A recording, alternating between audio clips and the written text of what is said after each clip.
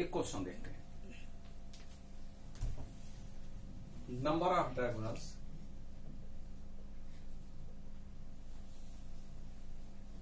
Can be drawn in a plane figure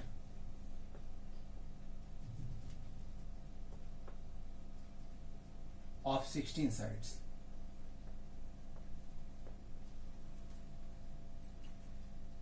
meaning ये कि 16 sides अगर आपको दिए गए हो तो उन 16 साइड्स से मिलाकर कितने डायगोनल्स बनाए जा सकते हैं, यही आपका क्वेश्चन है। अच्छा, ये तो हमें पता है कि हम परम्यूटेशन कॉम्बिनेशन से रिलेटेड क्वेश्चंस को सॉल्व कर रहे हैं। हमें यह भी देखना होगा कि किसी क्वेश्चन के स्टेटमेंट के अकॉर्डिंगली हमें उसमें क्या लगाना चाहिए, परम्यूटेशन या कॉम्बिनेशन। दोनों में डिफरेंस करने के लिए हम केवल एक ही स्टेटमेंट का यूज करते हैं और वह है arrangements are called permutations and groups और सिलेक्शंस आर कॉल्ड कॉम्बिनेशंस। कहीं अरेंजमेंट करने के लिए कहा जाए तो परम्यूटेशन, ग्रुप फॉर्म करने या सिलेक्शन करने के लिए कहा जाए तो कॉम्बिनेशन। क्योंकि कुछ क्वेश्चंस ऐसे भी होते हैं जिसमें केवल परम्यूटेशन, कुछ क्वेश्चंस ऐसे जिसमें केवल कॉम्बिनेशन, कुछ क्वेश्चंस ऐसे भी बनते हैं जिसमें परम्यूटेशन और कॉम्बिनेशन दोनों यूज किए जाते हैं। तो अब इस क्वेश्चन में देखें और उसके बाद शॉर्टकट ट्रिक क्या वो भी देखते हैं। इस क्वेश्चन में कहा गया कि 16 साइड्स हैं एक प्लेन पर और उससे कितने डायगोनल्स बनाए जा सकते हैं एज लाइक दिस। देखें, एक साइड ये, second, third, fourth, fifth, 6th, 7th, 8th, 9th, 10th, 11th, 12th, 13th, 14, 15, इस तरह से कुछ है। 16 साइड्स हैं, यहाँ 15 में एक 16 मान्य और कुछ और है, इससे जितने पॉसिबल हो सकते हैं। ठीक है, एक गायब कर दें और ये पूरा बना दें। तो इस तरह से कुछ है 16 साइड्स। इनसे कितने डायगोनल्स बनाए जा सकते हैं? डायगोनल्स हम जानते हैं किसी भी दो साइड की जो कॉर्नर के पॉइंट्स हैं उनको मिलाकर डायगोनल्स बनाए जाते हैं। जैसे अगर एक ये है, देखिए ध्यान से, एक लाइन ये, एक लाइन ये, दो लाइन्स हैं, एक लाइन ये, एक लाइन ये, तो इस लाइन का ये वर्टेक्स, इसका ये वर्टेक्स, इन दोनों वर्टेक्स को मिला दें, इन दोनों वर्टेक्स को मिला दें, दो डायगोनल्स तैयार हो जाएंगे। तो अब जरा हम देखें कि हमने क्या किया है डायगोनल्स बनाने के लिए, वर्टाइसेस यूज किया है। और वर्टाइसेस होते क्या है, हर एक लाइन के क्या दो दो वर्टाइसेस नहीं मिलते हैं? हर एक लाइन के दो दो वर्टाइसेस ही तो मिलते हैं। तो हम ऐसा क्यों नहीं करते, हम ये चेक कर लें कि टोटल 16 साइड से हर एक साइड के दो दो वर्टाइसेस हैं, 16 साइड से कितने लाइंस बनाए जा सकते हैं टोटल। जरा देखें, ये है, एक ये डायगोनल हमने बनाया, एक ये बनाया।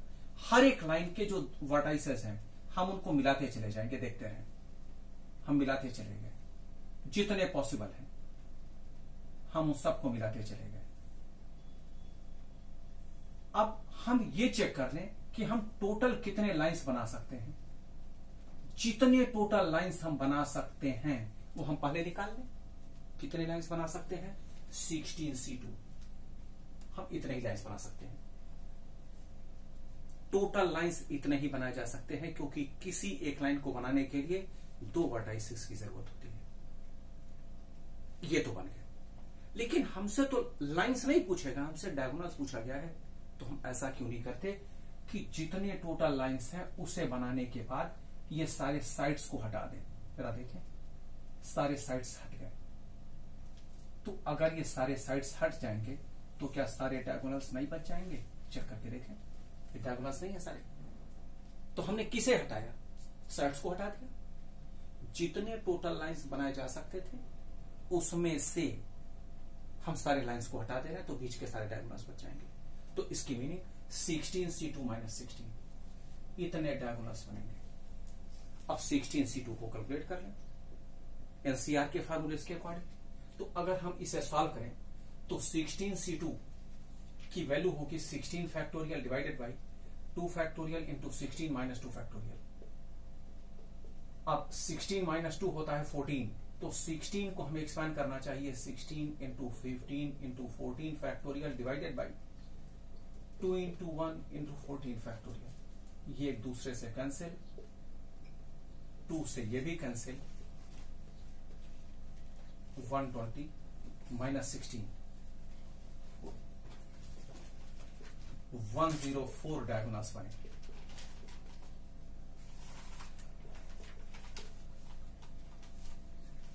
ये तो रहा इस क्वेश्चन का सोल्यूशन। अब अगर हम चाहें तो इस सोल्यूशन के बेस पर ही एक शॉर्टकट ट्रिक क्रिएट कर सकते हैं। वो क्या है, जितने साइड्स दिए जाएं, हमने एक फार्मूला क्रिएट किया डायगोनल्स बनाने के लिए, साइड्स C2 माइनस साइड्स। आपके पास एक फार्मूला बन गया, हम जिससे जब चाहे डायगोनल्स निकाल सकते हैं। Very very important question. अब मान लें मैंने आपसे पूछा how many diagonals in an octagon. अब ऑक्टागोन में कितने साइड्स होते हैं? 8 8C2 माइनस 8 हो गया। How many diagonals in A pentagon. Pentagon में 5 साइड्स, 5C2 माइनस 5 डायगोनल्स आ गए। Very very important. जितने डायगोनल्स पूछे जाएं किसी भी क्वेश्चन के में साइड्स के बेस पर, तो उसे कैलकुलेट करने का फार्मूला यही है।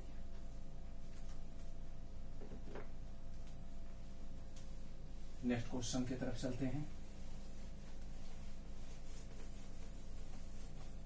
मैं क्वेश्चन अब लिखकर ही बता रहा हूं जिससे आपको समझना आसान हो जाए और आप एग्जाम्पल्स को जो मैं सॉल्यूशंस आपको बताऊंगा क्वेश्चन से कनेक्ट कर सकें।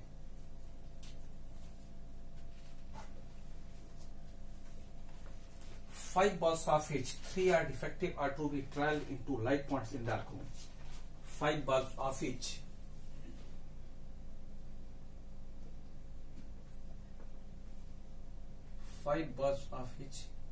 3 are defective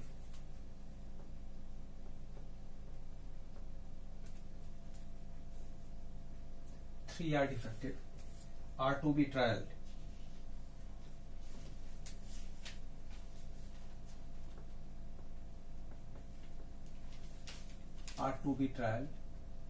in a dark room.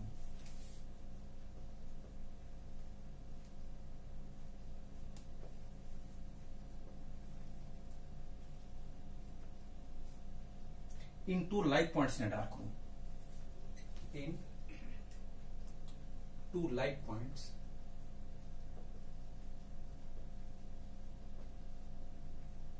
in a dark room.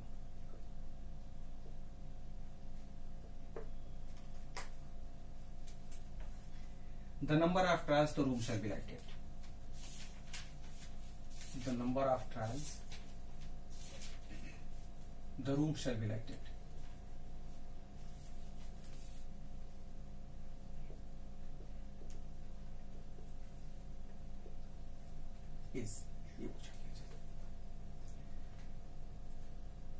इस क्वेश्चन को सॉल्व करने के लिए हमारे पास 2 मेथड्स हैं। दोनों देखते हैं। पहले क्वेश्चन को एक बार और रीड कर लेते हैं। 5 bulbs of which 3 are defective are to be tried in light 2 light points in a dark room. 5 bulbs हैं, इसमें 3 डिफेक्टिव बल्ब्स हैं और उन सभी बल्ब्स को 2 लाइट पॉइंट्स में ट्राई करने के लिए कहा गया। क्वेश्चन पूछा गया वो नंबर ऑफ ट्रायल्स बताएं जिसमें रूम लाइटेड हो। यही आपका क्वेश्चन है। तो अब जरा देखते हैं। 5 बल्ब्स हैं, इसमें 2 लाइट पॉइंट्स को ट्राई करने के लिए कहा गया और इसमें 3 डिफेक्टिव हैं और 2 करेक्ट बल्ब्स हैं। 2 लाइट पॉइंट्स हैं। जरा देखिए फर्स्ट मेथड, अगर इसमें एक में डिफेक्टिव बल्ब कर दिया जाए, एक में करेक्ट कर दिया जाए, तब भी रूम लाइटेड हो जाएगा। दोनों लाइट पॉइंट्स में से किसी में एक में डिफेक्टिव और किसी एक में करेक्ट कर दिया जाए, रूम लाइट हो जाएगा लाइटेड। दूसरा केस क्या है, अगर दोनों में करेक्ट कर दिया जाए, क्या तब भी रूम लाइटेड नहीं होगा? सोच कर जरा देखें। एक कोई रूम है जिसमें 2 लाइट पॉइंट्स लगे हुए हैं, 5 बल्ब्स हैं आपके पास, उसमें 3 डिफेक्टिव है, 2 करेक्ट है, लेकिन हमें यह पता नहीं है कि कौन सा डिफेक्टिव है कौन सा करेक्ट है। कितने केस में रूम लाइटेड हो सकता है, जरा सोचें। कब पॉसिबल है? एक केस तो यह है कि इन दोनों में से किसी एक में करेक्ट लग जाए, किसी एक में डिफेक्टिव लग जाए, रूम लाइटेड हो जाएगा। दूसरा केस भी दोनों में करेक्ट बल्ब लगा लें, तब भी तो रूम लाइटेड हो जाएगा। तो मीनिंग केवल यही 2 केसेस तो बन सकते हैं। हम बहुत सारे स्टूडेंट्स ये कंफ्यूज कर रहे होंगे, इधर डिफेक्टिव इधर करेक्ट, भाई साहब हम अरेंजमेंट्स नहीं कर रहे हैं, हम केवल सिलेक्शन कर रहे हैं। किसी एक में करेक्ट, किसी एक में डिफेक्टिव लगे, रूम लाइटेड उतना ही रहेगा। क्लियर हुआ स्टेटमेंट? इसलिए इसमें अरेंजमेंट का कोई चांस ही नहीं है। ऐसा नहीं हम पॉसिबल अरेंजमेंट्स कैलकुलेट कर रहे हैं। तो अब यहां देखें, दो केसेस हमारे पास में है ऐसे कि जिसमें रूम लाइटेड होगा। अब हम यहां देखते हैं, एक में डिफेक्टिव अगर होता है, एक में करेक्ट, दूसरा केस दोनों में करेक्ट। कितने तरह से इसे डिफाइन कर सकते हैं वह देखें। ये डिफेक्टिव में से ही सिलेक्ट होगा, क्या लिखा जाएगा 3C1। ये करेक्ट इतने में से ही सिलेक्ट होगा इंटू 2C1। 3C1 होता है 3, 2C1 होता है 2, फाइनल आंसर 6। दूसरा केस, दोनों करेक्ट बल्ब्स चाहिए हमें और दो ही हमारे पास करेक्ट बल्ब्स हैं, तो 2C2, दो ही करेक्ट बल्ब्स हैं और दो ही हमें चाहिए भी, 2C2 होता है 1। स्टेटमेंट एक ही है, कितने केस में रूम लाइटेड हो जाएगा। हमने एक ही स्टेटमेंट के दो सब केसेस बना दिए। स्टेटमेंट एक ही है, इससे भी रूम लाइटेड, इससे भी रूम लाइटेड, तो इन दोनों केसेस को ऐड करेंगे, क्योंकि ये परमुटेशन कॉम्बिनेशन का एडिशन रूल होता है और जो फाइनल वैल्यू पाएंगे वही आंसर हो जाएगा। क्योंकि ये आपको पहले भी बता दिया गया है कि जब किसी एक ही क्वेश्चन में एक से अधिक आंसर हम पाते हैं, या एक ही केस के दो सब केसेस पाते हैं, या जितने सब केसेस पाते हैं वह सभी ऐड किए जाते हैं। यह परमुटेशन कॉम्बिनेशन का एडिशन रूल होता है। तो उसी के अकॉर्डिंगली 6 + 1 7। इस क्वेश्चन को सॉल्व करने के लिए एक और मेथड है, उसे भी देख लें। जो आपको इजी लगे उसे अप्लाई कर सकते हैं। अलग इसको कर दिया जाए। 5 बल्ब्स है हमारे पास, 2 लाइट पॉइंट्स है। पूछा क्या कितने केस में रूम लाइटेड हो जाएगा। हम ऐसा क्यों नहीं करते कि total number of trials calculate कर लें और वह केस कैलकुलेट कर लें जिस केस में रूम लाइटेड नहीं होगा। अगर टोटल में से रूम लाइटेड ना होने के सारे केसेस सब्ट्रैक्ट कर लिए जाएं, तो क्या रूम लाइटेड होने के सारे केसेस नहीं आ जाएंगे। एक बार फिर सुन लें, हम टोटल कैलकुलेट कर लें। टोटल केस कितने बनते हैं। 5 बल्ब्स को 2 लाइट पॉइंट्स पर डिफाइन करने के टोटल पॉसिबल केस क्या है, वो कैलकुलेट कर लें और वह केस कैलकुलेट कर लें जिसमें रूम लाइटेड कभी नहीं होगा। टोटल में से अगर लाइटेड ना होने के सारे केसेस सब्ट्रैक्ट कर दिए जाए, तो हमें यह पता चल जाएगा कितने केस में रूम लाइटेड होगा। तो अब हम कैलकुलेट करते हैं। हम पहले total number of trials calculate कर लेते हैं। टोटल नंबर ऑफ ट्रायल्स हो कितने सकते हैं ट्रायल्स, 2 लाइट पॉइंट्स हैं और 5 बल्ब्स हैं, तो 5C2। किसी को कहीं भी ट्राई करें। 5C2 को अगर आप एनसीआर के अकॉर्डिंगली कैलकुलेट करें तो आएगा 10 वेज। अब हम वो केस फाइंड करना चाहते हैं जिसमें रूम लाइटेड नहीं होगा। Number of trials, room shall not be lighted.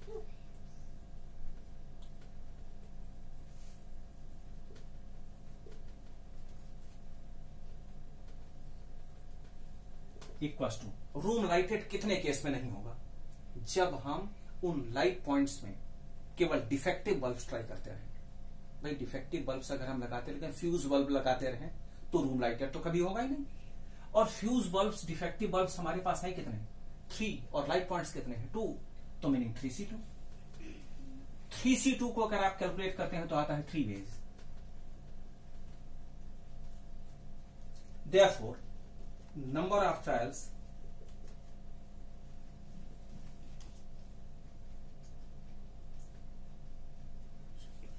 room shall be lighted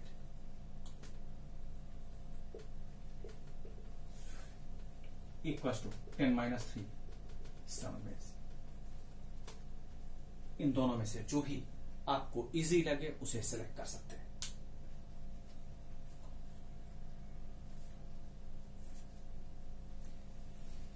next question की तरफ चलते हैं।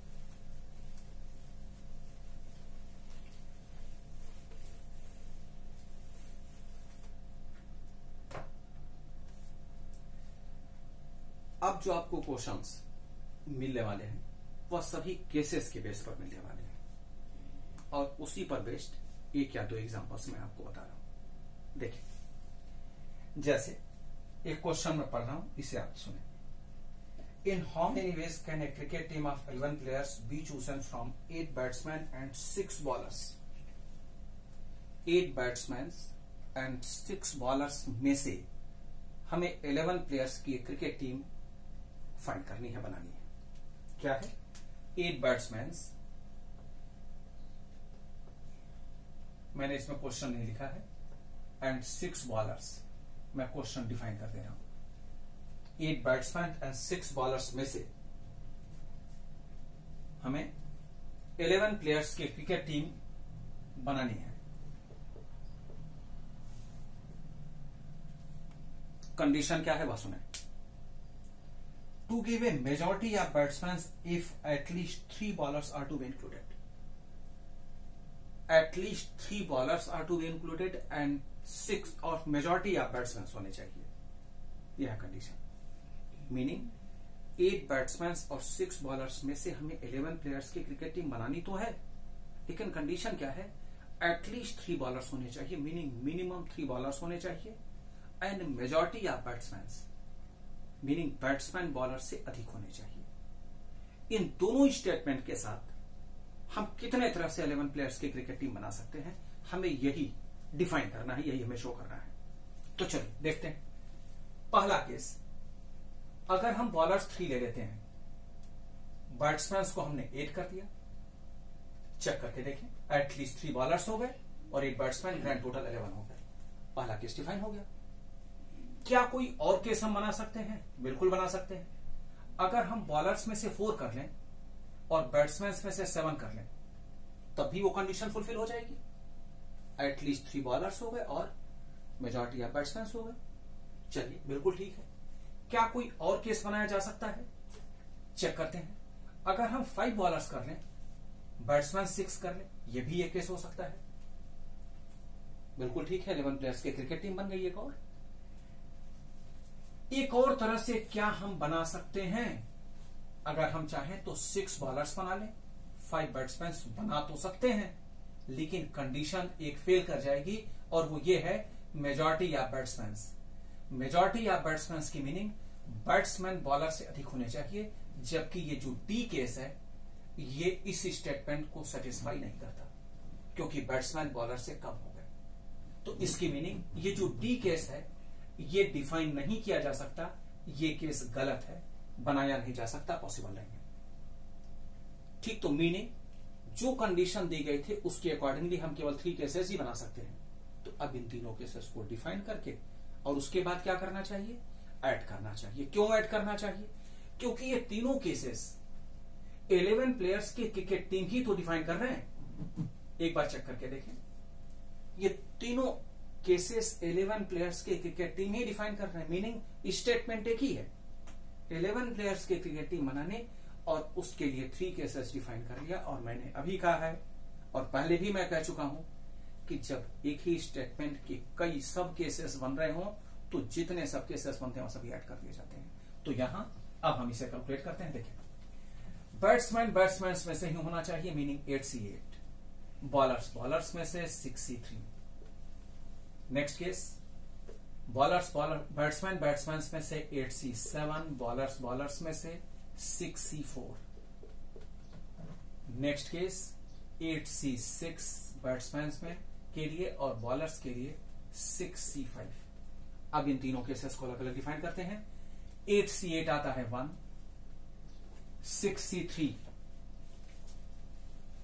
6C3 आएगा 20। एक बार चेक करके देखें, 6 factorial by 3 factorial, 6 minus 3 factorial, तो 6 इंटू 5 इंटू 4 इंटू 3 फैक्टोरियल, नीचे 3 फैक्टोरियल और 3 फैक्टोरियल 6 होता है, तो ये इससे कैंसिल, ये दोनों इससे कैंसिल, 20 बच जाएगा। दूसरा केस 8C7 होता है 8 और 6C4 ये आएगा 15। इसे भी चेक करके देख लें, 6 into 5 into 4 factorial divided by 4 factorial into 6 minus 4 2 factorial, 4 से कैंसिल, 2 इंटू 1 15 आ गया, और ये आता है 120। थर्ड केस 8C6 ये आता है 28 और 6C5 आता है 6 और 28 इंटू 6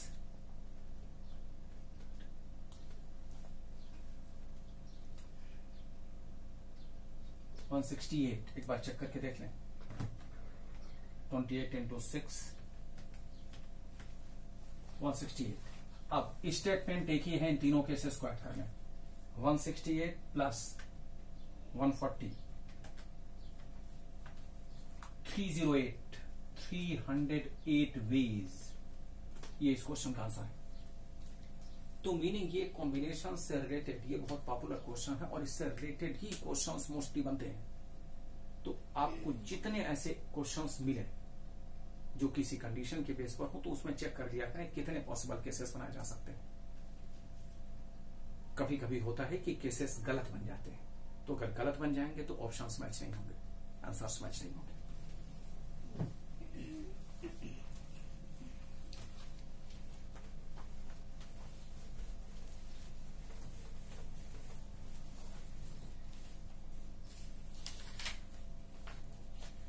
एक और एग्जांपल देखते हैं। A committee of 6 members is to be chosen from 5 chartered accountants, 4 economists and 3 cost accountants. The number of ways can this be done if in the committee there must be at least 1 member from each group and at least 3 chartered accountants.